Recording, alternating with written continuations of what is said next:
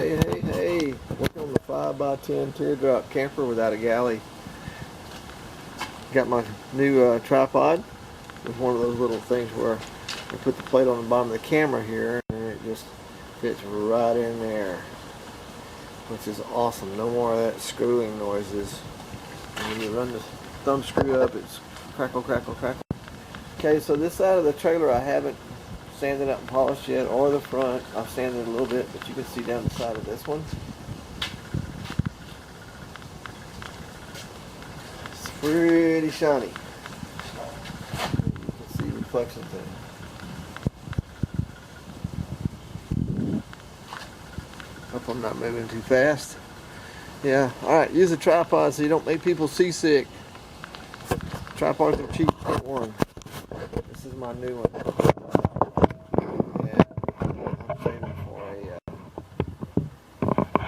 New camera with an external mic.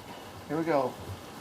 So I cut out a pattern which is equivalent to this ring, trim ring, which fits on the inside of the wall to cover up the ugly and any mistakes that you might make. So once I get this cut out, I can fit that in there and make sure my window's going to fit. And while you're doing this, make sure your window's not laying in there. For your cutout to fall on. It hasn't happened to me, but it could. Don't want it to. Okay, so I measured 6.5 here, 6.5 here. That's just my measurement so that my windows are equal. Your measurements would be different. It's 17.1/8 to here. So I'll put these two pieces of tape there for my top, and I measure down here and measure down here. Don't use a level because your trailer might not be level. Y'all gonna have to bear with me because I got allergies are crazy right now. Can't hardly speak.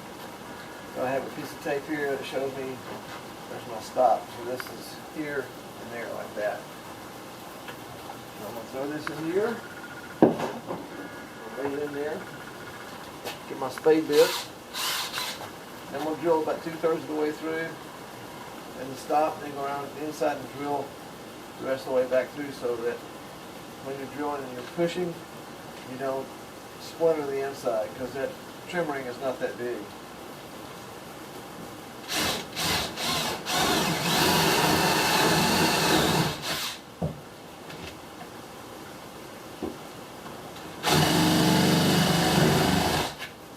Alright, once you can see through that little hole that the pilot makes, go to the inside.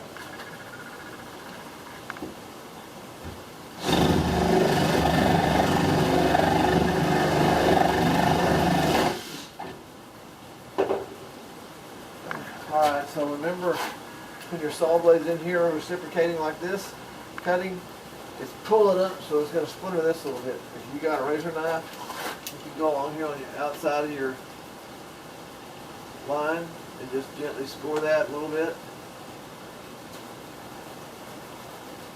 You don't have to do this if you're putting metal on the outside, putting Pylon or something, or wood, you know, like a wood applique to make it look different. But if you're going with the maple like I have here, you don't want to jack that up because it's just almost impossible to fix it. You just have to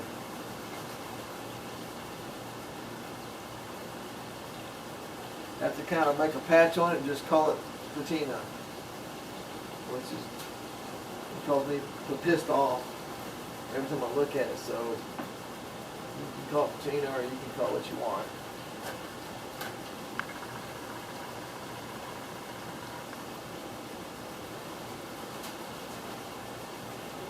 It's so hot out here.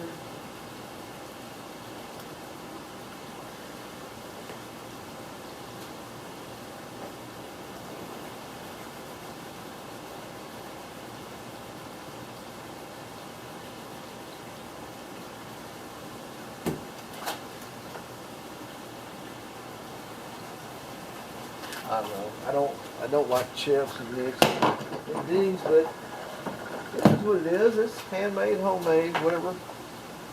They still look good when you get done. People still come over to your campsite and go, "Hey, where'd you get that? Who made it?" I mean, here we go.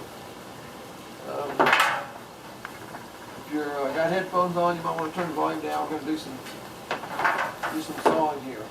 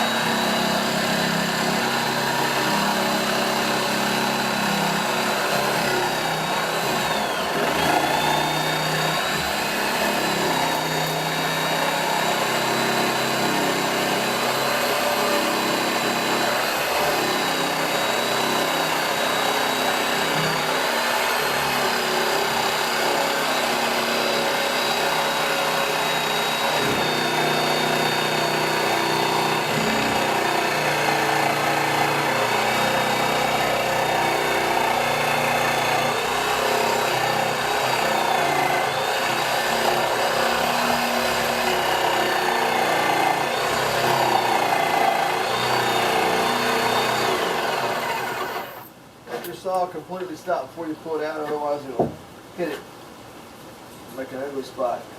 And also cover your plate with some tape so it doesn't scratch your finish.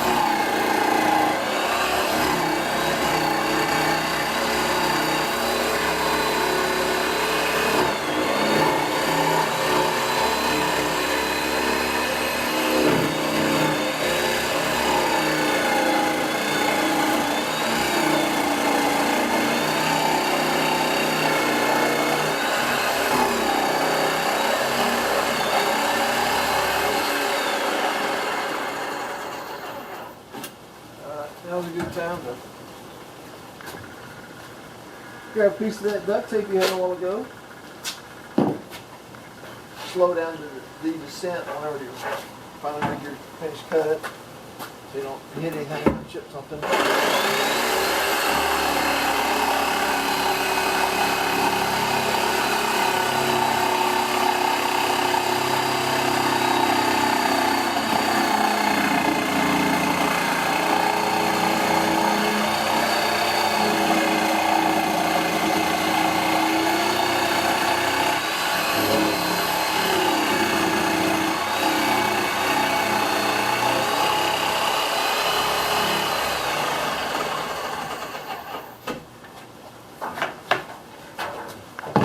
Don't throw this piece of wood away because it's still maple.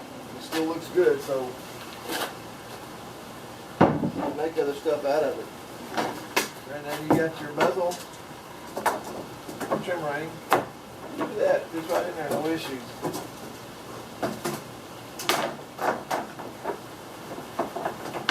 Got a little bit of a slack, okay. Let's get the window and try it.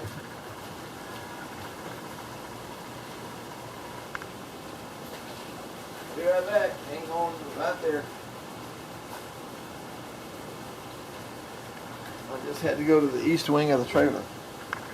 Alright, when I install mine, I'm going to have it where the part, this is the part that opens, I'm going to have it forward. So, my theory is if it's like this, and this side opens up, and the rain will hit here and lock it to go. Although I do like the dent further back, so I don't know, maybe I'll relent and change it, maybe it won't matter. We'll see. Okay, so our window fits really well. Now I just gotta wait for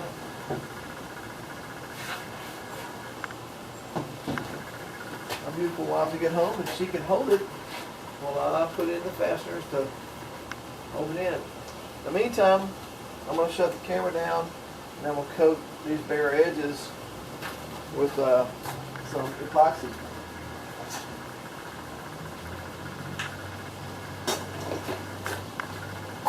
Bevel that edge just a little bit. When you bevel the edge, instead of sharp edge like that, bevel the edge, it'll hold a little bit more chemicals.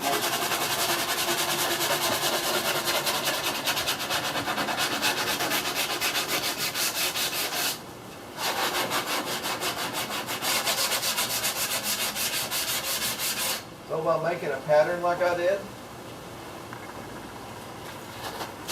you can be assured that just by off of measurements, if you try to do it off of measurements, you could make a huge mistake. So I recommend you making a pattern like that to trace off of.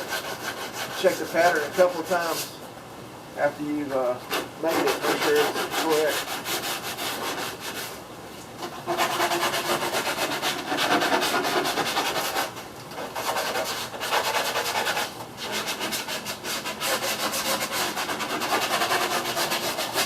Alright, that's the 5x10 camper. Teardrop trailer.